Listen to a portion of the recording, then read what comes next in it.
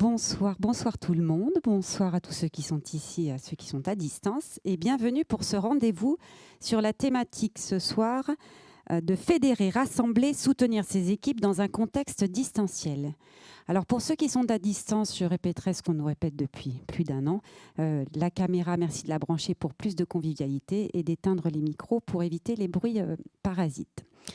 Alors, quelques mots sur le format de ce rendez-vous. Alors, les événements The Good Company, il y en a eu un certain nombre, il y en aura encore d'autres. Vous le savez, on évolue sur des sujets de transformation des organisations et des territoires, des sujets qui méritent réflexion. Donc on a l'habitude de réfléchir du fait de nos sujets, mais aussi parce que ça nous ressemble. On parlait il y a quelques jours ou hier de stimulation intellectuelle. L'idée aujourd'hui est autant sur la réflexion que sur les solutions qui peuvent naître de ces réflexions. Donc nous, on est très attachés à ce côté réfléchir et réfléchir ensemble, aller chercher le sens profond des choses, aller mesurer les impacts, aller avoir une vision 360 sur les questions, prendre un peu de hauteur, toutes ces choses qui nous ressemblent. Voilà. Et on pense que la réflexion donne plus de puissance à l'action derrière quand elle est déclenchée. Donc ça, c'était un petit point un peu d'introduction pour dire qu'on va plus aller chercher la hauteur de vue dans ce sujet et peut-être aller plus loin que les schémas ou les discussions qu'on entend sur le sujet du travail distanciel, à savoir un jour, 2 jours, plutôt mercredi, plutôt vendredi. Bon, ça c'est un sujet in fine, mais enfin il y a beaucoup de choses autour du travail à distance qu'on voudrait discuter aujourd'hui avec vous.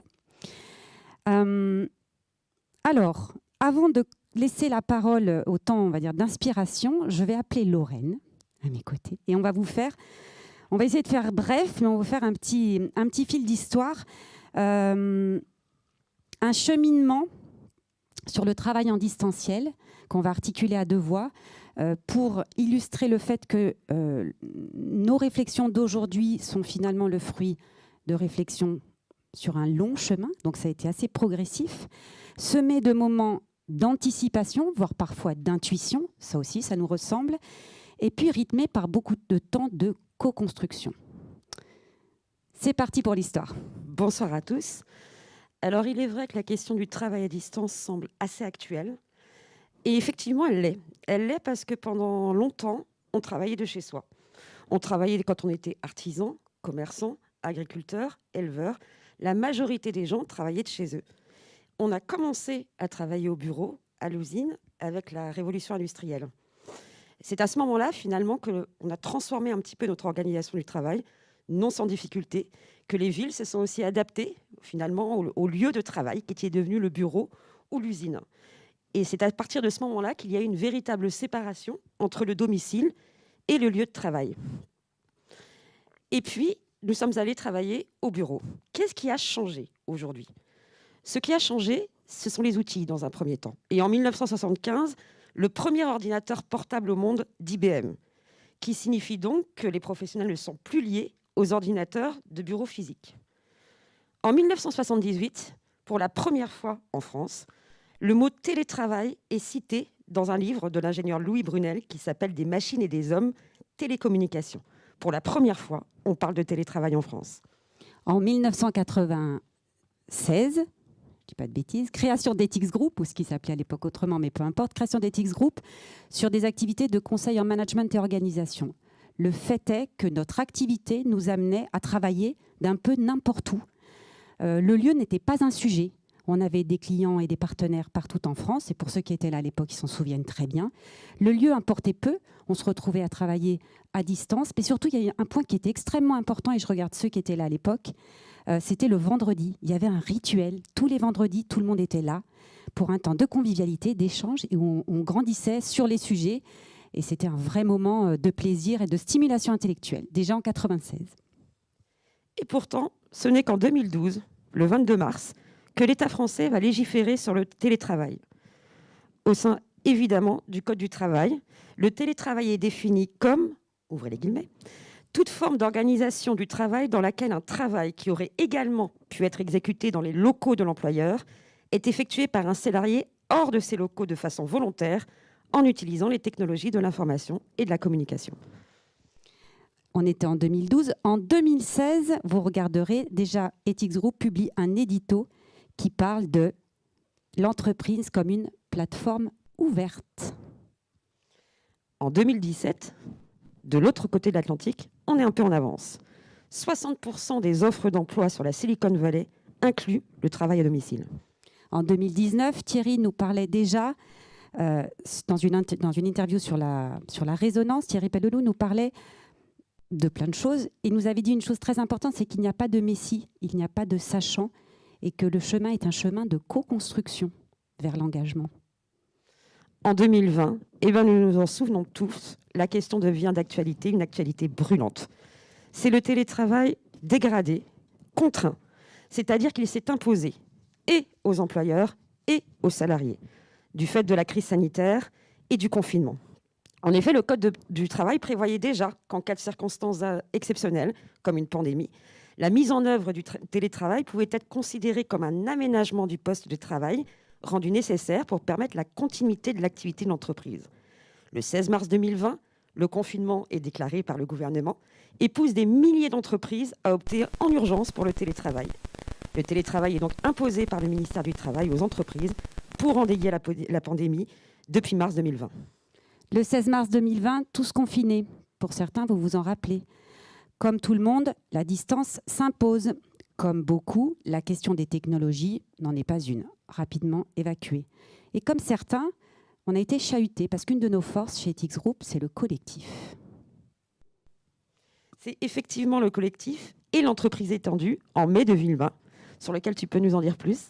Alors, un petit édito sur l'entreprise télé étendue, certains s'en rappellent certainement, en mai 2020, qui contenait beaucoup de choses, et je vous invite à le regarder parce qu'il est tout à fait d'actualité, où nous explorons avec plus de maturité la question des tiers-lieux, qui a depuis beaucoup cheminé, où nous remettons sous les spotlights la question de la gouvernance concertante, là aussi qu'on a déployée depuis à d'autres endroits, plus participative, plus transversale, plus collaborative, et où déjà en mai 2020, nous croyons en une société fondée sur un nouveau paradigme, de nouveaux modes de vie au sens large.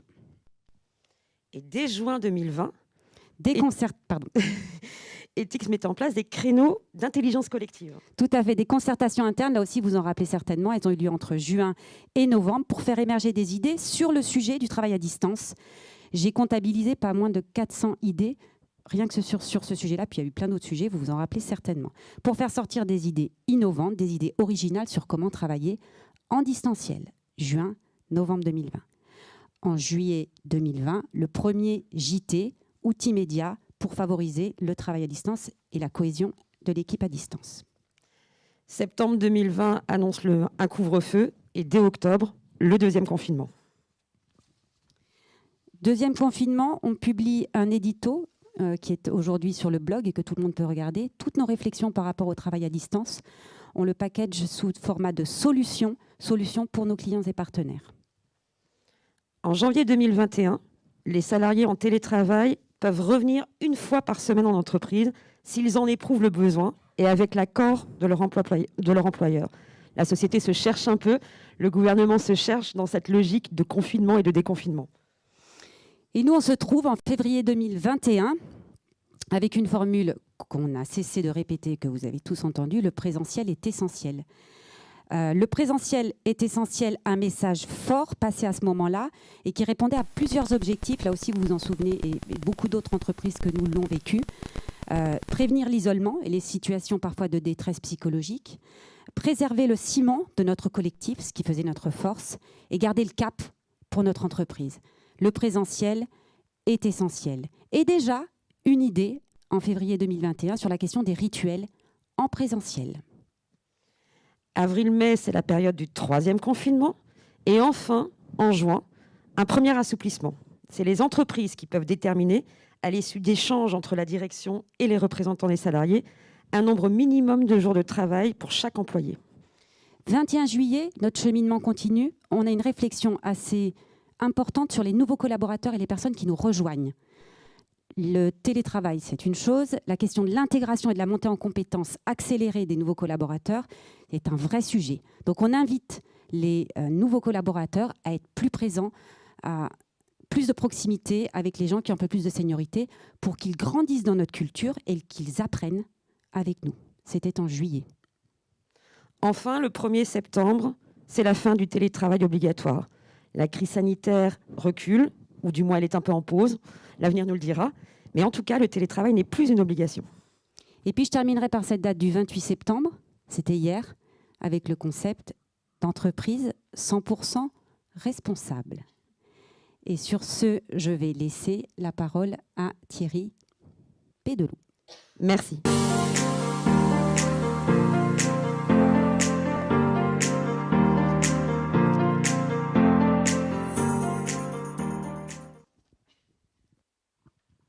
Bonsoir à toutes et bonsoir à tous. Alors, après cette brillante introduction et ce rapide survol de l'actualité, de nos dernières actualités, de notre histoire, qui nous a tous marqués forcément, je vais revenir sur quelques points qui me semblent essentiels et qui nous ont marqués, au-delà de la notion de distanciel, au-delà de tout ce qui nous a été imposé dans cette actualité un peu particulière. Je vais revenir sur la notion d'équipe, parce que le sujet d'aujourd'hui, c'est fédérer, rassembler, soutenir ces équipes dans un contexte distanciel. Et il y a un mot qu'on a oublié de dire, c'est que dans cette même période, nous sommes devenus une entreprise à mission sociale et environnementale. Et ça veut dire quoi, une entreprise à mission sociale et environnementale? Et pourquoi j'y reviens? Parce que c'est attaché à une notion d'engagement. Et certainement que la clé de tout cela est autour de l'engagement. L'engagement par rapport à des événements, une société qui bouge, qui est bouleversée, une société qui est orientée, et Lorraine, tu l'as rappelé dans son histoire, qui est passée d'un côté, de l'autre par rapport au télétravail, on va dire, au travail chez soi, au travail en usine, etc. Mais une société qui est bouleversée et qui a pris une orientation vers le consumérisme de manière,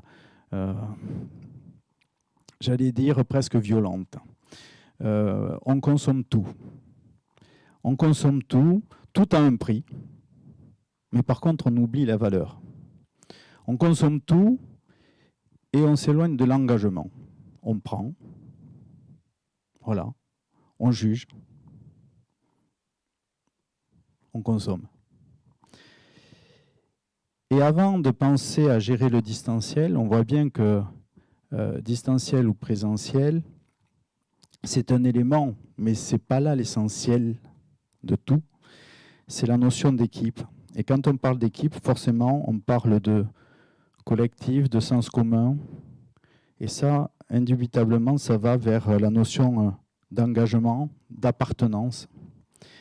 Et dans cette société de consumérisme, et peut-être une société qui est allée au bout de l'individualisme, de la réalisation de soi, on bascule vers une forme d'égoïsme qui fait que cette notion d'engagement et de compromis qu'on doit faire quand on est dans un collectif, ben on a du mal à le faire. Alors c'est toujours de la faute des autres. Toujours. Et pourtant, on devrait se poser des questions parce que, comme disait Michel Serres, et je l'ai cité encore très récemment, on dépend de ce qui dépend de nous. Donc le premier point, c'est dire qu'il faut effectivement fédérer une équipe. Fédérer une équipe, c'est construire une équipe, lui donner un sens commun et avoir la volonté de s'inscrire dans ce sens commun. Et effectivement, avec le distanciel, le présentiel devient essentiel. C'est bizarre, hein, ça ressemble presque à un paradoxe. Et non.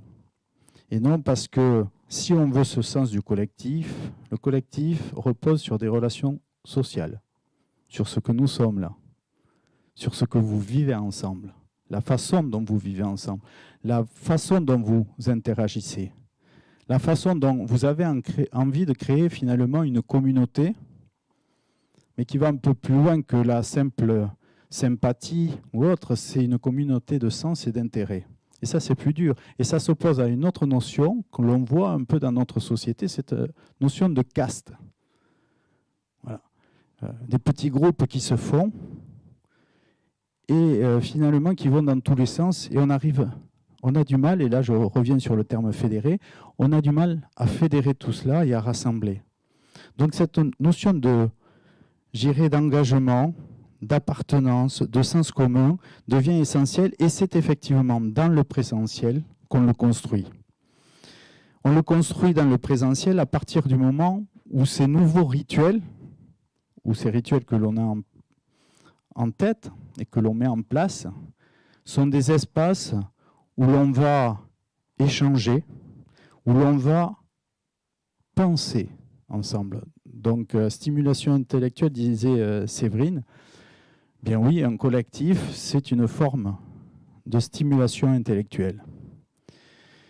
Et donc, si on veut préserver l'entreprise, qui elle-même est une aventure en soi, il faut aller dans le sens de cette stimulation collective, cette stimulation intellectuelle collective, pour construire ce collectif qui fait grandir chacun des individus. Mais le collectif fait grandir si nous-mêmes, nous le faisons grandir. Le collectif fait grandir si nous-mêmes, nous le faisons grandir. Donc ça veut dire que c'est chacun qui doit s'engager. Et pour s'engager, donc avec ces rituels, on a eu effectivement, au-delà des espaces de rencontre, cette idée depuis fort longtemps de parier sur la concertation, sur la gouvernance. Ce qui vous amène à porter des idées, à partager des idées, et des idées partagées, c'est des idées qui grandissent. Et de mener tous les projets, de mener toutes nos réflexions dans un mode de concertation. Ça fait que le collectif se saisit, peut se saisir, peut s'exprimer, et du coup, il y a un sentiment, me semble-t-il, d'appartenance et d'adhérence. Et c'est bien comme ça, parce que les grands projets, finalement, ce n'est pas l'idée d'un seul, c'est souvent l'émergence d'une intelligence collective. Et dans nos entreprises, la plupart du temps cloisonnées, hyper hiérarchisées, on a du mal à créer cette dynamique collective. Et donc, on a du mal à exploiter toute cette intelligence collective. Et c'est là que les rituels deviennent intéressants. À partir du moment où ils créent un espace où peuvent s'exprimer les idées. Mais ça ne marche que si l'individu accepte de s'engager dans ce mouvement, en pleine conscience. Et c'est là qu'il gagnera sa liberté. Et on pense trop souvent que adhérer à un mouvement, à une dynamique, à une entreprise, à un groupe, c'est perdre une part de sa liberté et de son libre choix et de son libre arbitre. Bien au contraire, on s'enrichit au contact des autres. Donc cette liberté, qui plus est, elle s'associe à responsabilité. Je veux être libre, je dois être responsable. Donc je m'engage en réciprocité, et c'est comme ça, je dirais, que le collectif naîtra. Alors pour concrétiser la chose, au-delà des rituels et des espaces qui sont faits pour accueillir le collectif et le faire vivre, on associe ce qu'on a appelé un pacte de responsabilisation. À nous d'y mettre du contenu. Le pacte de responsabilisation, c'est ce à quoi justement je m'engage, mes lignes de conduite qui vont faire que nous allons grandir ensemble. Ça, c'est pas si compliqué, je crois, à édicter. Mais pour autant, il faut que ça aille au-delà des mots, des intentions. Il faut être dans l'action. Et donc, c'est un vrai engagement. Alors, pour le sceller, rien de mieux que de partir en concertation. Nous l'avions annoncé hier, c'est pas vieux. Donc maintenant, il faut lui donner une âme et un contenu. Et c'est à vous tous et à ceux qui sont avec nous et à distance de réfléchir à cette notion de pacte de responsabilisation qui peut avoir deux autres chapitres, sous-chapitres, qui est le pacte d'engagement social et d'impact social et le pacte d'engagement environnemental. Et on reboucle avec la notion d'entreprise à mission sociale et environnementale qui est du ressort de chacun. Donc pour conclure cette petite introduction, je voudrais rappeler simplement une chose, et je vais me permettre de citer et de lire une philosophe qui s'appelle Hannah Arendt, et qui dit les choses suivantes. Il n'y a pas de chose plus difficile à entreprendre et plus incertaine à réussir, ni plus périlleuse à conduire, que de prendre l'initiative d'introduire de nouveaux modes de fonctionnement. Alors elle parlait d'institutions, elle parlait de révolution, d'accord ? Mais pourquoi c'est si difficile que ça ? Parce que clairement, il nous manque la preuve de l'expérience. Et aujourd'hui, dans la société que l'on vit, on a peur de l'incertitude, on a besoin sûrement d'un cadre, on a besoin de voir, de toucher. Et bien ce qu'on est en train de vivre collectivement et humainement, mais finalement est impalpable. Et là, Saint-Exupéry se régalerait à dire qu'il faut savoir faire parler son cœur et que les yeux ne voient pas tout. Merci de votre attention. Donc j'espère que vous allez avoir maintenant plein d'idées pour aborder deux thèmes sur les rituels, me semble-t-il, et sur quoi ? Et sur le pacte de responsabilisation. Merci.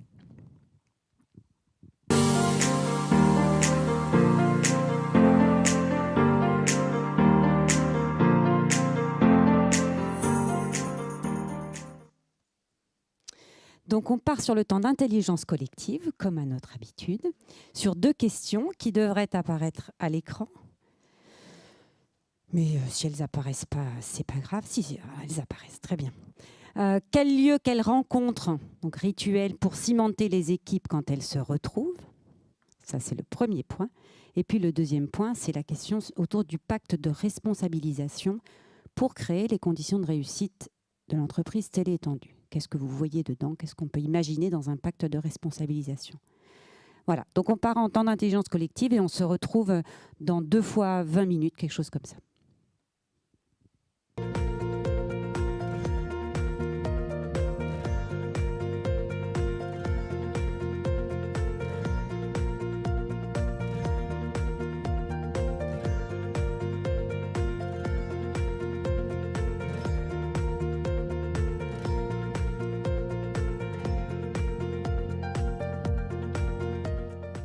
De retour sur le plateau Colidé, où nous allons partager l'essence de l'ensemble de vos réflexions qui ont été assez riches durant ces quelques minutes.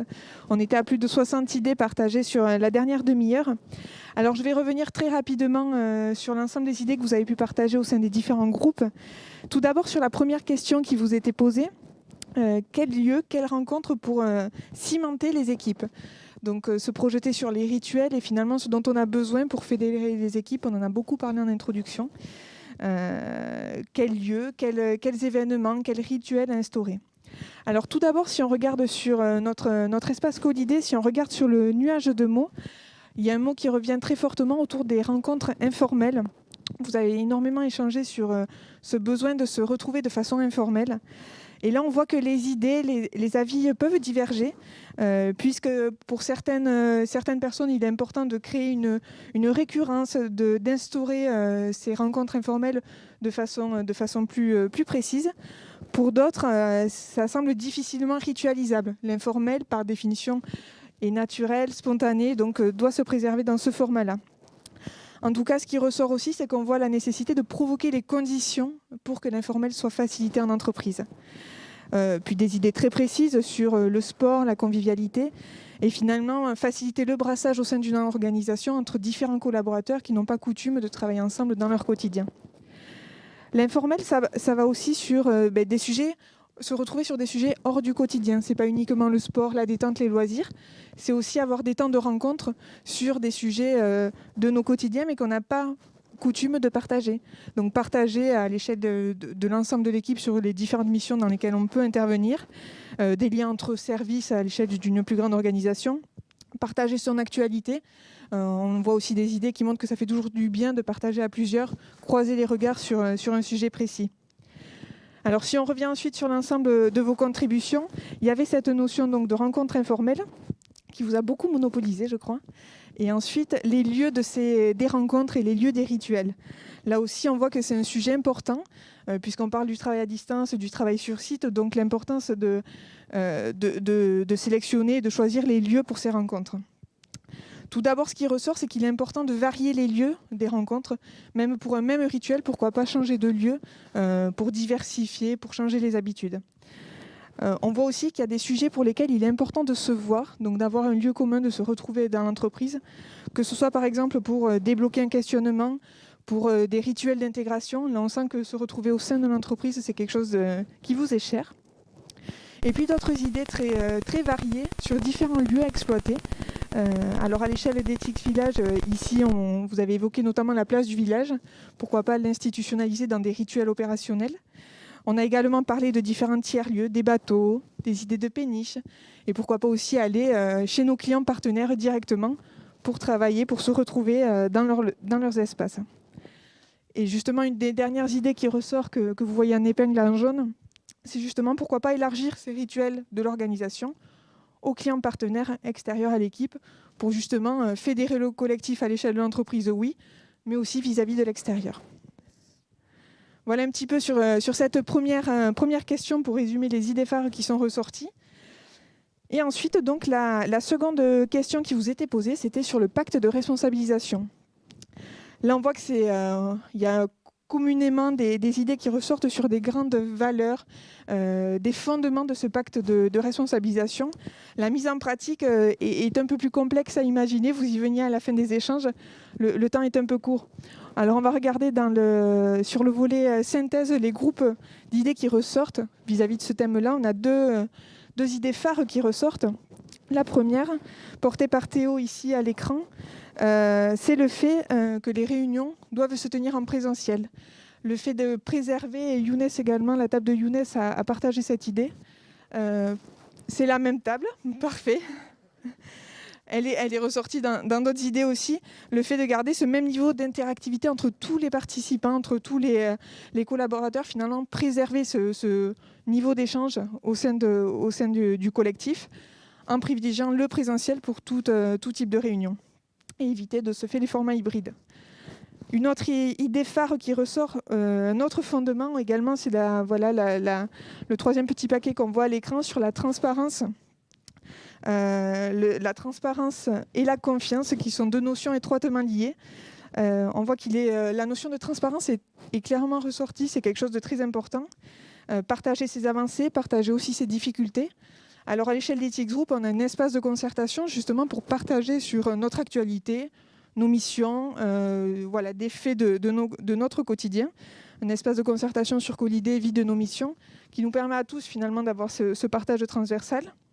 On a parlé aussi en introduction du JT. Là aussi, un autre média qui permet, dans des organisations téléétendues, de partager sur des faits, de faire intervenir aussi des clients, pourquoi pas, pour échanger sur nos collaborations. Donc cette transparence, on voit que c'est quelque chose de très important et qui va être gage aussi d'un niveau de confiance permettant à tous de se sentir sereins dans cette nouvelle organisation. Et la dernière thématique, si on revient sur les idées qui ressort, et globalement, finalement, c'est l'engagement sur les résultats, le niveau d'exigence que cela demande, le fait d'être à distance, comme avant on était 100% présent sur site, ne réduit pas le niveau d'exigence, bien au contraire. Donc on voit qu'il y a un engagement de chacun, de chaque collaborateur pour que finalement le collectif fonctionne et que l'organisation fonctionne sans perdre de vue ses objectifs. Et là, au travers de ça, en tout cas chez Ethics Group, ce qu'on a partagé hier, c'est de se retrouver assez fréquemment quotidiennement, au travers des rendez-vous missions pour partager sur les livrables, croiser nos regards pour justement avoir un niveau d'exigence toujours à la hauteur de ce qu'on veut produire, Voilà, donc des petits fondements qu'on doit mettre en œuvre et qui vont très probablement s'enrichir avec le temps. Voilà un petit peu pour toutes les idées. Bien sûr, tout est sur Colidé. Vous voyez une 60aine d'idées partagées ce soir. Et je pense qu'on était au début, en tout cas sur le pacte, on voit que ça devenait très concret sur la fin du temps. Je vais laisser la parole à Séverine. Merci Marie pour cette synthèse. Donc vous voyez que ce soir, on a laissé la part belle aux réflexions plus qu'aux solutions. Néanmoins, sur la question de l'entreprise téléétendue, on a pas mal de nos clients et partenaires qui ont déjà commencé à avancer avec peut-être un peu moins d'approche philosophique et des choses peut-être plus terre à terre. Mais je regarde Laetitia parce qu'elle a déjà, travaillé avec ses clients et partenaires sur la question de la remobilisation des équipes avec l'intégration de la problématique du télétravail pour un grand industriel de l'aéronautique qu'on ne va pas citer. Mais voilà, il y a des choses qui se passent à droite, à gauche. Il y a tout un tas de solutions qu'on peut d'ores et déjà impulser chez nos clients et partenaires sur la question du distanciel. En particulier, je pense à Colidé, bien sûr. Je pense à la concertation. Je pense également à toute l'offre de l'académie sur les postures managériales avec la question de la distance. Enfin, voilà, il y a plein de choses qui existent déjà en termes de solutions, mais aujourd'hui, c'était vraiment un temps dédié à la réflexion. Alors effectivement, je crois qu'on est au début des réflexions, et en particulier sur le PAT, il y a encore plein de choses à faire. Juste un petit mot de conclusion, donc les prochains rendez-vous, alors je me réfère à mon petit flyer, voilà, il s'affiche à l'écran. Le 21 octobre, donc sur la question de la résilience des organisations, et puis le 25 novembre sur l'esprit intuitif. Voilà pour les prochains rendez-vous. Je vous dis merci à tous et je vous souhaite une bonne soirée.